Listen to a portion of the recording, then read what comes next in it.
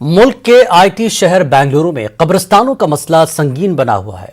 पुराने कब्रिस्तान तकरीबन भर चुके हैं, नए कब्रिस्तानों के लिए जगह नहीं मिल रही है। बेंगलुरु के मुसलमान कब्रिस्तानों की तंग दामनी की शिकायत तो करते हैं, लेकिन हैरत की बात यह है कि यहाँ के मुसलमानों ने कब्रिस्तान की जगह के लिए बीडीए में दरख्वास्त ही नहीं दी। मस्जिद ताह कमेटी के वफ्द ने आज बीजेपी के एमएलए और बेंगलुरु डेवलपमेंट अथॉरिटी के चेयरमैन एसआर विश्वनाथ से मुलाकात की। मस्जिद ताह कमेटी ने विश्वनाथ को तहनीत पेश की। वाज़ेह है कि बीजेपी एमएलए विश्वनाथ और दीगर की कोशिश से मस्जिद ताह कमेटी के तहत मौजूद कब्रिस्तान की तकरीबन आधा एकड़ अराजी को गैर कानूनी कब्जे से बचा लिया गया। मदद करने मैं पहले से भी किया है, अभी भी मैं करने के लिए तैयार है।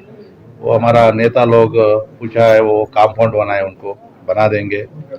फिर क्या वो देता है, वो सबको हम पैसा सरकार से और वक्फ मंडली से हम देने के लिए तैयार है। मरने का बाद देयर इज नो रिलीजियन। सो उधर क्या वडेरली में क्या ब्यूटी क्या है, एक ही कंपाउंड में हिंदू का, क्रिश्चियंस का और मुस्लिम्स का एक ही जगह में अलग अलग कंपाउंड रख के वो कब्रिस्तान और रुद्रभूमि ऐसा किया है हम लोग। मरने के बाद हम एक ही, मरने के पहले भी हम एक ही होना है, वही मेरा इरादा है। भाईचारा क्यों रहना। अब देखो, मैं बीजेपी बेल्ट पक्का आरएसएस बेल्ट है। 5 वक्त की नमाज चल रही है, मुसल्ला चल रहा है, जुम्मा गुजर रहा है। 15,000 रुपये धर्मा दे रहे, कितना रहे? 15,000 रुपये धर्मा दे रहे। नहीं, हमें हमारा चलावा, हमारा रवैया, हमारा, हमें खाली बीजेपी डर को रहता, डर को छोड़ना। अब आप भी साथ आए थे, क्यों रिस्पॉन्स था? कंपाउंड में मिलके डालता हूँ बोला। जो स्टेटमेंट मरने के बाद जात पात नहीं है, उसके आगे भी ऐसा ही रहना भाईचारा बोल के विश्वनाथ बोला।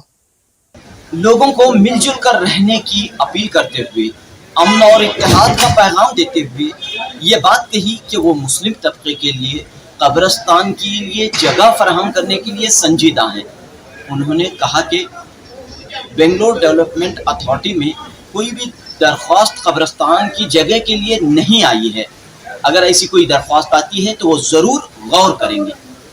कैमरामैन नागेश के साथ रऊफ अहमद, न्यूज़ 18 उर्दू, बेंगलुरु।